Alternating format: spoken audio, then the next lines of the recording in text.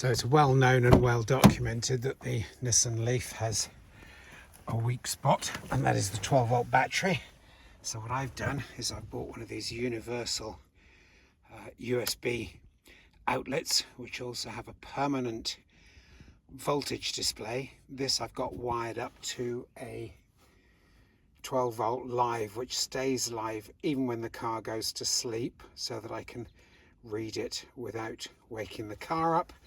The car's actually charging at the moment, which is why we're showing 14.4 volts, but it was very easy to fit. You can see here how it doesn't obstruct the glove box, and I've got a permanent live. This particular live feed is going to our dash cam, so that we have accident protection if anyone bumps the car or anything silly when we're not there. This, as you've seen, is on a left-hand drive. Excuse me. Right-hand drive, I have same sort of setup. This one's also charging, so should give us a good number. Exactly the same, but mirror image.